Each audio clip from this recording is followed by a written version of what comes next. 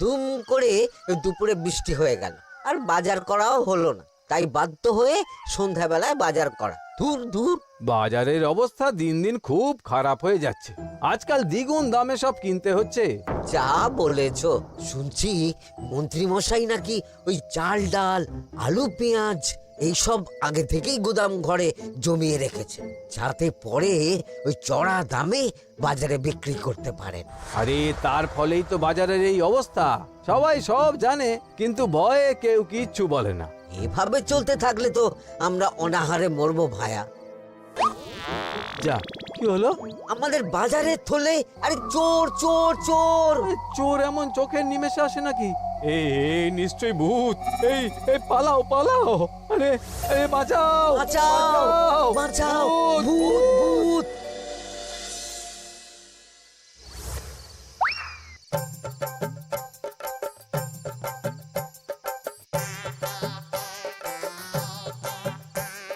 বলি বসে বসে শুধু হাওয়া খেলে হবে গিন্নি? বাজারের অবস্থা ভালো নয় গো। কদিন পর লোকে না খেতে পেয়ে মরবে। আর উপরে বৃষ্টি হওয়ার পরেও এত গরম।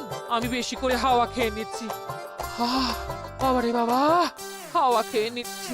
এই দেখো, রাত দুপুরে মস্করা একদম ভালো লাগে না গিন্নি। বলি এত চটে যাচ্ছ কেন? হাওয়াতে মন ভরে কিন্তু পেট ভরে না। এবার আমার পেট ভরার একটা ব্যবস্থা করো দেখি। বুঝেছি, তুমি বেশিক্ষণ খালি পেটে থাকলে খালি খিটখিট করো। তোমার জন্যে দারুণ একটা জিনিস রাখা আছে। হ্যাঁ, বেশি হেয়ালি না করে একটু খুলে বলো তো। ফুলে নয়, জল ঢেলে ঢাকা দিয়ে রেখেছি। দুপুরে একটু ভাত বেঁচেছিল। হুম, পান্তা? শুধু পান্তা নয় গো, সঙ্গে কাঁচা পেঁয়াজ আর লঙ্কাও আছে।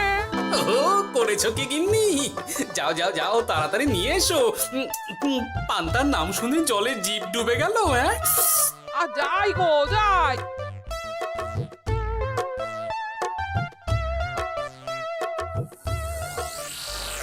ও মা গো, পান্তা চুরি হয়ে গেছে গো। হ্যাঁ, পান্তা ভাত কি সোনা দানা যে চুরি হবে? কই দেখি তো।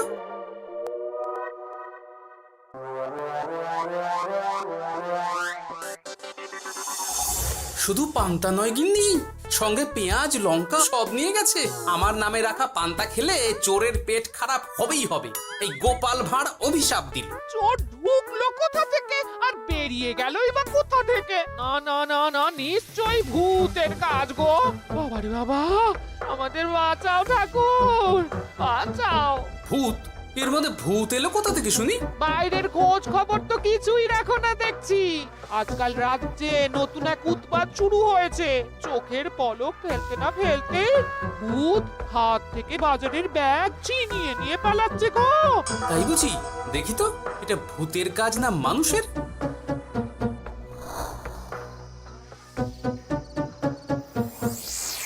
না, ভূত হলে উড়ে যেত। এ চোর মানুষ, তাই হেঁটে গেছে। তবে একবার তাকে ধরতে পারলে মেরে ভূত করে দেবো, এই বলে দিলাম। রাত থাকতেই সব বাজারে পৌঁছে যাবে মন্ত্রী মশাই। বাজারে এখন খুব চাহিদা, এগুলো সব দ্বিগুণ দামে বিক্রি হবে। ভালোই দাও মেরেছি। এই সুযোগে আমার ট্যাঙ্ক ভরবে। শুধু কি আপনার, আমরাও কানাকড়ি পাবো তো। আগে কর্ম কর, বুঝলি? ফলের আশা করিস না। আমরা তো মোহর আশা করছি মন্ত্রী মশাই। মোহর থাকলে ওই ফল বাজার থেকে কিনে নেব। আবার কথা। নে নে, তাড়াতাড়ি কর তোরা। আলো ফোটার আগে সব কাজ ছেড়ে ফেলতে হবে।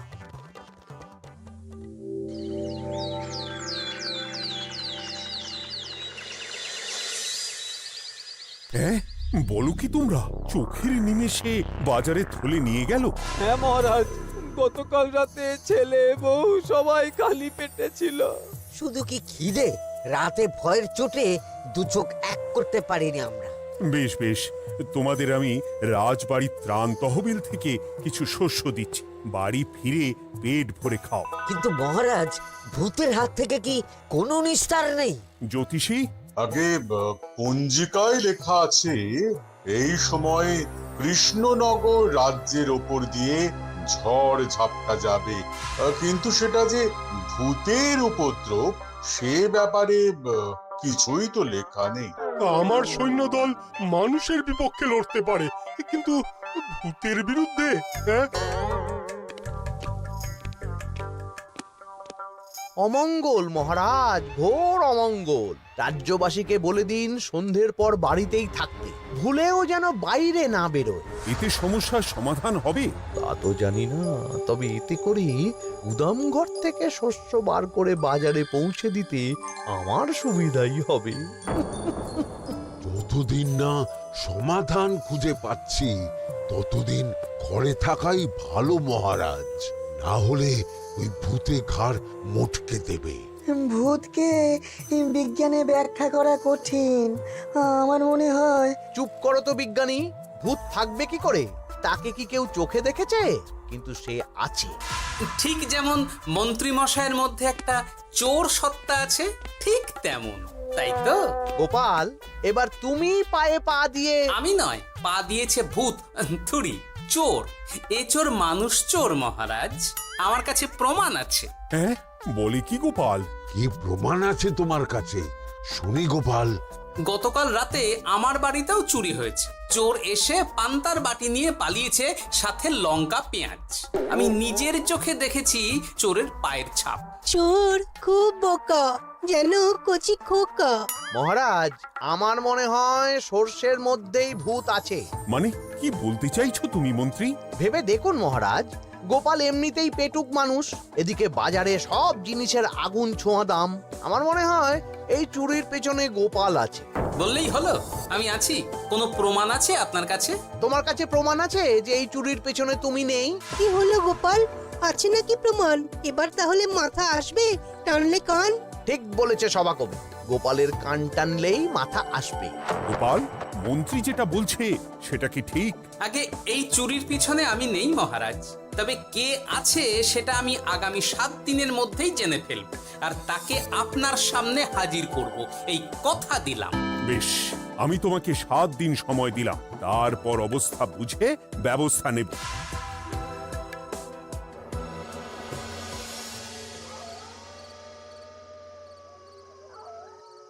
সমাধান খুঁজতে গিয়ে নিজের ঘাড়েই দোষ এসে পড়লো। এবার সবার প্রথমে নিজেকে নির্দোষ প্রমাণ করতে হবে, আর সেটা হবে আসল চোরকে হাতে নাতে ধরতে পারলেই। কি ব্যাপার, জঙ্গলের মধ্যে ধোঁয়া? না, ব্যাপারটা একটু দেখতে হচ্ছে তো। এই গরমে বনভোজন, তাও আবার একা, কিন্তু এটা কি? কেলে পচা, কিন্তু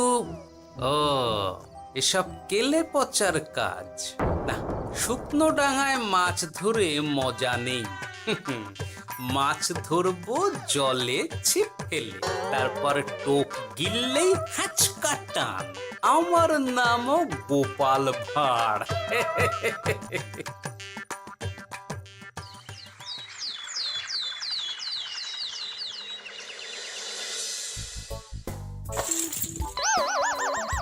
এ কি বলি, ভেঙে ফেললে? এতে তো আমাদের সঞ্চয় ছিল গো। খারাপ সময় তো সঞ্চয় কাজে লাগে গিন্নি। খারাপ সময়? আজ আমার কচি পাঁঠার ঝোল আর গলদা চিংড়ির মালাইকারি খেতে বড় ইচ্ছে হয়েছে গিন্নি। এ কি, লোকে চাল ডাল কিনতে হিমশিম খাচ্ছে, আর তুমি এসব খাবে? তাই তো সঞ্চয় ভেঙে বার করলাম গিন্নি। ভক্তি ভরে পুজো করলে সব বিপদ কেটে যাবে। কি পুজো করবো গো? পেট পুজো। বলি, মানুষটার কি মাথা খারাপ হলো?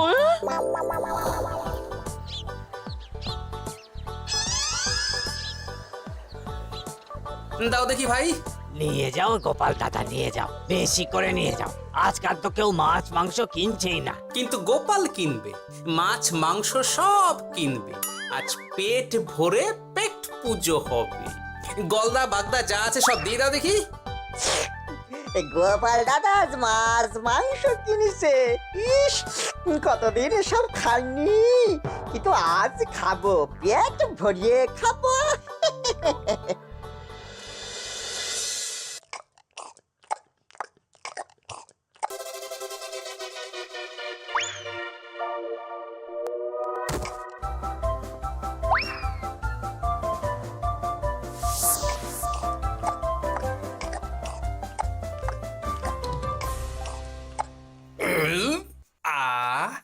শান্তি। গিন্নি গো, এবার কি চাই? তোমার হাত হ্যাঁ? আমাকে টেনে তোলো। এত খেয়েছি যে উঠতে পারছি না গিন্নি। এই জন্য বলি বুঝে খাও, বুঝে খাও। এত মাছ মাংস কি কেউ আনে গো? বলি দুপুরে খাওয়ার পরও অনেকটা বেঁচে গেছে। তাহলে রাতে খাবো, বেঁচে গেলে পরের দিন সকালে খাবো। দারুণ রেঁধেছো তুমি গিন্নি। তোমার হাতে না জাদু আছে। আর তোমার পেটে রাক্ষস আছে। যা বলেছো, তবে গলা পর্যন্ত খাবার নিয়ে শোয়া যাবে না। একটু বাইরে থেকে হেঁটে আসি, বুঝলে? তুমিও চলো আমার সঙ্গে। আমি কেন? আরে এসো না গিন্নি, ভালো লাগবে।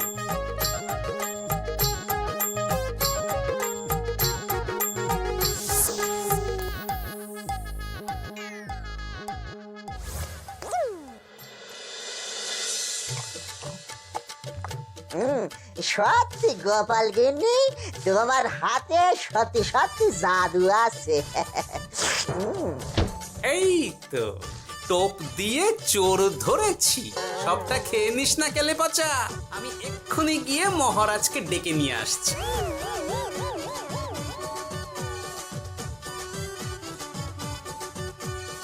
এত তাড়াহুড়ো করছো কেন গোপাল? আগে চোরকে বাড়িতে আটকে রেখে এসেছি কিনা, বেশি দেরি করলে চোর আমার সব খাবার খেয়ে নেবে। চোর না ইঁদুর যে সব খেয়ে নেবে? ঠিক করে বলো তো গোপাল, কি হচ্ছে এসব? আপনি বড্ড মুখ চালান মন্ত্রী মশাই, তার চেয়ে বরং একটু তাড়াতাড়ি পা চালান। আমার বাড়ি পৌঁছেই সব জানতে পারবেন। এই যে গিন্নিকে পাহারায় বসিয়ে গেছিলাম, বলি ও গিন্নি, সব ঠিক আছে তো? তুমি যেমনটা বলেছিলে, দরজা ছেড়ে এক পাও নড়িনি। হ্যাঁ, বেশ বেশ।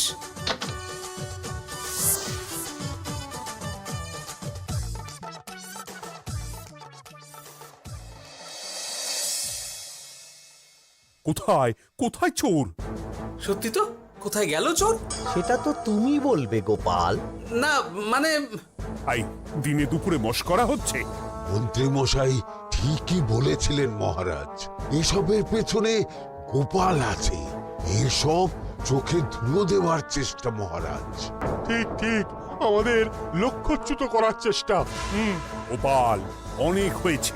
হয় তুমি আগামী 5 দিনের মধ্যে চোরকে প্রমাণ সমেত ধরবে, নয়তো রাজ্য ছেড়ে চলে যাবে। কিন্তু মহারাজ। থাক, আমি আর একটা কথাও শুনতে চাই না। চলো সবাই। বেশ হয়েছে।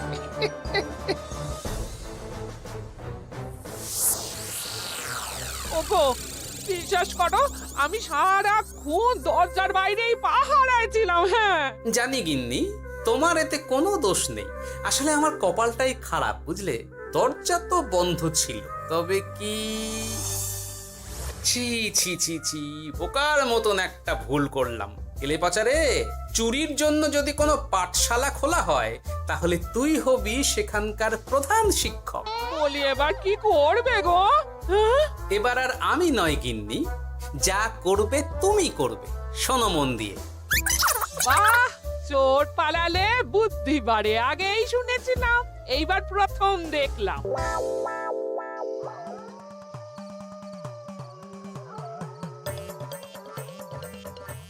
আর মানুষটার মাথায় যে কি চলছে বুঝি না বাপু। বলি, এক ঘরে এত খাবার থাকতে বলে কি না আবার বাজার করে নিয়ে এসো। হ্যাঁ? কাজ হয়ে গেছে, যাই খবরটা দিয়ে আসি। হ্যাঁ,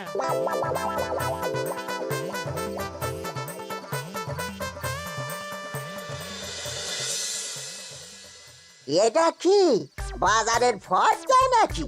এ না তো, এখানে লেখা আছে গ্রামের সবার খাবার ব্যবস্থা করব।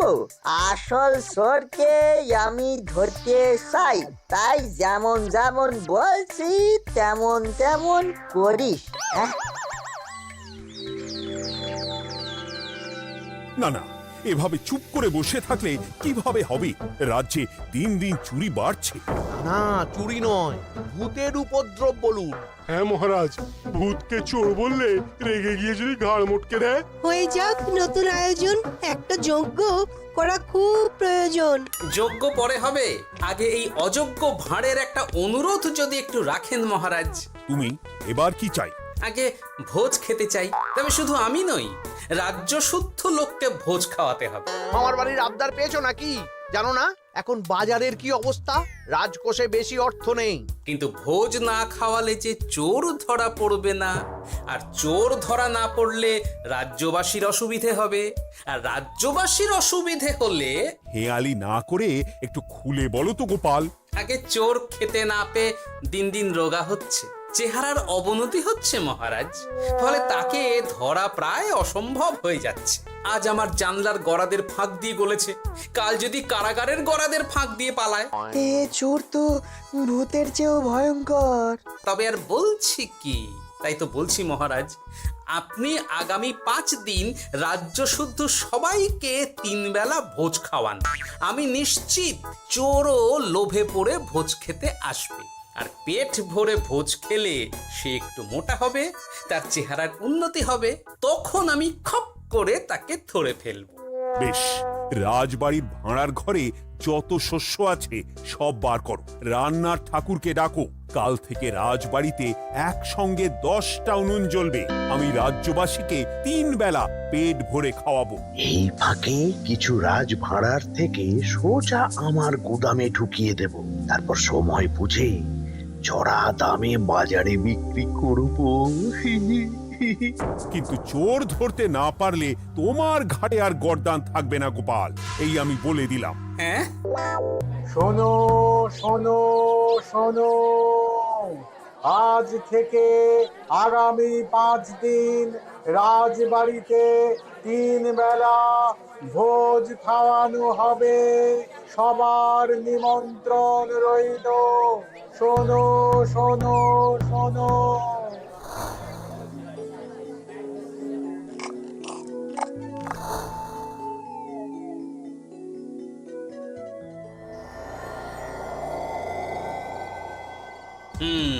যেমনটা ভেবেছিলাম ঠিক তেমনটাই হয়েছে।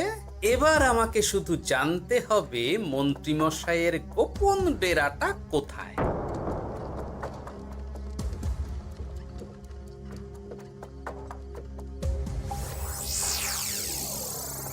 নে এবার এবার এগুলো ভিতরে রেখে আয়। আগামীকাল কি গোপালের গর্দান যাবে? যাবে যাবে, তখন এই রাজ্যে আমার চালাকি ধরার মতন আর কেউ থাকবে না। এবার থেকে নিশ্চিন্তে থাকা যাবে।